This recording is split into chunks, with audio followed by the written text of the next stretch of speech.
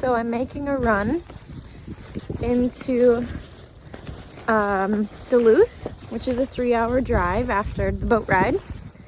And it's November 8th today. It's voting day, election day. So go vote.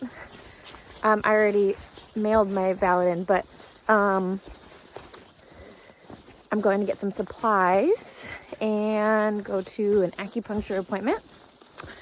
But it's cold out, so I've got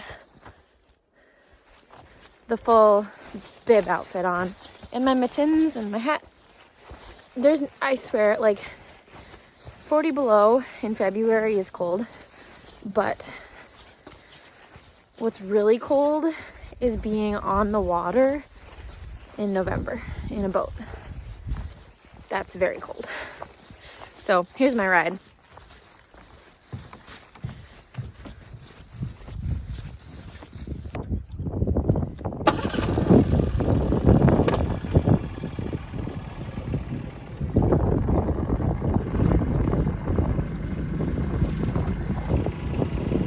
Backing up.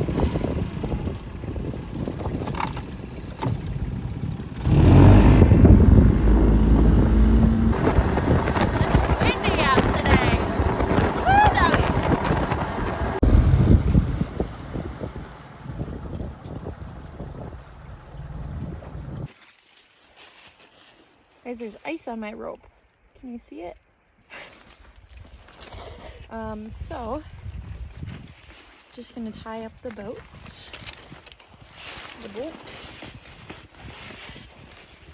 And I shared on my story once how to tie a bowline, and people were like interested in it. I don't know if anybody's interested in me teaching you how to tie a bowline. It's pretty easy. Fortunately, mittens don't work very well with it. But you just come up through the hole, around the tree, back down the hole, and you've got yourself a bowline. I was first to tie a knot. If you want to learn knots, that's the one to learn.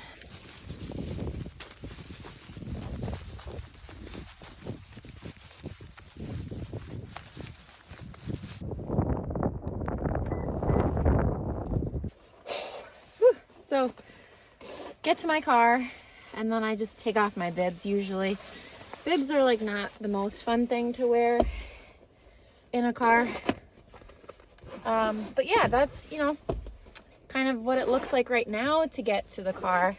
It's gonna just get sportier as the ice starts coming in, which this time last year we already had, this time 2 years ago we already had ice.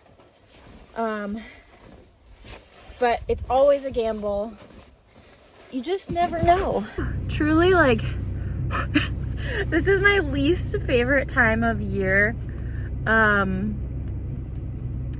not true. I'm not a huge spring person. I don't particularly love spring. Why is this button so hard? But like, this is the coldest time of year in my opinion. Like, even though it's 36 degrees outside, but like, I do not love being on the water when it's 36 degrees outside. Like, it feels way colder. And I don't know, my blood just hasn't thickened up yet for the winter. Like, I'm still a summer child, So 36 on the water, and the wind is whipping. Feels really cold. So I'll turn the seat heat. I'm gonna turn the seat heaters on full blast today. But yeah, so I'm just gonna drive.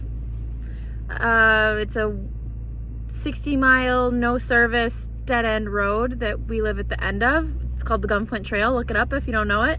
That gets me to Grand Marais, which is a very small town. And then from there, it's another like 2 hours to Duluth. So I'll report back, I guess. It's supposed to be, oh shoot, I forgot my raincoat. It's supposed to be raining when I get back. Yeah, we'll see. Okay, so I made it to Grand Marais. Didn't see any wildlife. I usually will see something. Oh no, you know what? I did. I saw a beaver. And some of the little ponds were already covered with a thin film of ice. So that's cool, but no moose or lynx or wolves or anything. But I just stopped at Java Moose to get a cup of coffee. It's always my treat when I go to town, like Grand Marais or Duluth or wherever.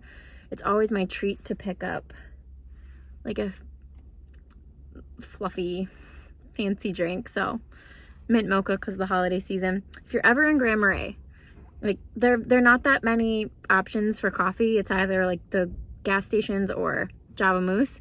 But even if there were a bunch of coffee shops, I would still go to Java Moose. Worth the stop if you're ever in the area. Such a great little cafe. So now I've got 2 hours down the North Shore of Lake Superior, which is a beautiful drive, to get to Duluth. So let's go. Okay, so we skipped some in-between stuff, right? Like, we didn't go to the thrift store with, like, the camera or the grocery store or the acupuncture appointment. Nope, we're just back here at the landing, and it's dark and raining. And so now it's time to unload the groceries into the boat and then drive the truck back to the parking lot. So this is just me enjoying a nice rainy evening supply run. Nothing that I haven't done before, but you don't get to pick the weather. And of course, one of my grocery bags broke, and the jar of pickles went rolling under the truck, and the ham that I got went rolling under the truck. So, say lovey. Okay, it is 6:14. I'm at the end of the Gunflint Trail, back where this all started, close to where it started, right? I'm just a short boat ride away from home. It has started raining, and not only did I forget my raincoat, but I also forgot a flashlight, and it's raining, so it's cloudy, and I'm just gonna have to rely on my muscle memory of the lake and river, which I've done before. Like, I could boat home with my eyes closed. It just takes longer, and in the rain, that's like not as much fun. But it is a full blood moon tonight. So, although it's cloudy, there's still some light coming through the clouds. So I'm hoping that's, gonna get me home. I'll get home. I'm not worried. I have driven home in the boat in pitch black darkness before. Okay, so it's not a big deal. Yeah. Honestly, the worst part is walking from my car to my boat, which isn't that far. Like, it'll take me less than 60 seconds, but I just don't like walking alone at dark in the rain. I don't know. So, okay, I'm gonna shut this off, and yeah, sorry I'm not sorry, but I didn't vlog, show you guys like getting groceries and going to the thrift store and my acupuncture appointment, and like that's all just boring city stuff you guys probably already have seen and know, and da. I just thought the adventure of like getting there and getting back would be fun to show you. So that's what you're getting, and if I can pull the phone out while I'm out in the rain and the darkness on the boat, I will, but no promises. All right, you can hear the motor. Hopefully you can hear me. It's actually pretty darn good. I know you can't see anything, but there's enough light coming through the clouds that it's gonna be easy to get home. So, no big deal. Although it would be way better. Here, I gotta tilt my motor up a little bit. It would be way more fun if there were stars out. I can't tell you how, like, it's the most amazing thing when you're coming home in the boat and somebody else is driving and you get to like lay on the bench and look up at the night sky and see the Milky Way kind of like leading you home. That's the best. This is the largest dark sky sanctuary in the world. So the night skies are pretty magical here. Not tonight. But it is still a beautiful night to be here, even if it's raining. It's always an adventure coming home in the boat. The snowmobile's an adventure too, but the boat is just, I don't know, especially in the fall. extra adventure. So I'm going through this narrow point right now, and there, it's kind of like a pinch point. So if you don't know where the rocks are, it could be tricky, especially in the dark, but it's my first rodeo, I guess, so, and I'm through it. So I don't need to like keep your attention this whole time. It is nice to have your company though. So I don't feel like I'm alone in the dark in the boat, but wouldn't be the first time. My husband has all of the lights back at home, like the string lights and stuff on. So once I get home, it'll be super easy to dock and load up the four-wheeler with the groceries. And hopefully he has a nice warm fire going for me in the cabin. All right, well, I will talk to you guys when I get home. Okay, but I'm in the middle of the lake right now. We're just gonna shut this off for a second. Can you hear the waves hitting the boat? There's nothing that makes you feel more alive than this sort of stuff. Like, I am in the middle of the lake right now in this boat. It stopped raining. The waves are like lapping against the side of the metal of the boat. And it's just me.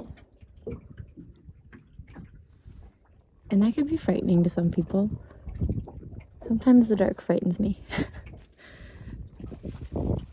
But I don't know, it feels, it makes you feel alive.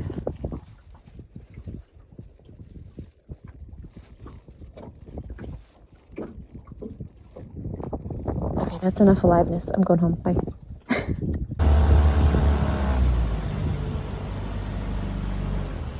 All right. Those lights are my dad's cabin. So we've made it. Now, let's see. Do I want to dock? Which dock do I want to go to? Do I need the four-wheeler? I don't know. You know how some people, they like go out of the grocery store and they're like, I'm gonna carry all these bags on my arms. Yeah, I'm having that debate right now in my mind. Instead of going up to get the four-wheeler, yeah, I'll do it. That'll be fine.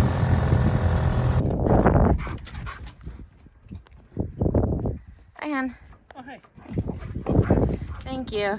Sorry for not, I thought when I texted you or when I talked to you on the phone at the co-op, I thought that was me informing you I was about to head up the trail, so I didn't text you again. I just want to make sure you're safe, so. Yes, I'm safe. Okay. Here's your light. Thank you. Is it Darth Vader? He's dead. Darth is dead. Oh no, he's doing something. Oh yeah, there we go. Okay, beautiful. What is it? Yeah. Hi. Hi. Oh, I missed you today. I did. What are you laughing at? Just the angle. Made it. Wasn't so bad. Now we're just gonna put away groceries. The important stuff. Yeah, I forgot to return that. Oh, goes to the library? Yeah, free library. For your light. Thank you. I have a lantern. 1 second. So I work with Coleman, like the outdoor gear company, and they sent me this lantern, and I'm gonna do some fun, like a fun shoot with it. But I didn't have the batteries. And then last time I went to Duluth, I got what I thought were the right batteries. Turns out they were C batteries that I bought, and it needs D batteries, and so there's another week gone, but I got D batteries, so that'll be fun. But isn't this a pretty lantern? I think it's nice. I haven't seen it lit up yet, but okay, we're gonna put away groceries, but I made it back safe and sound.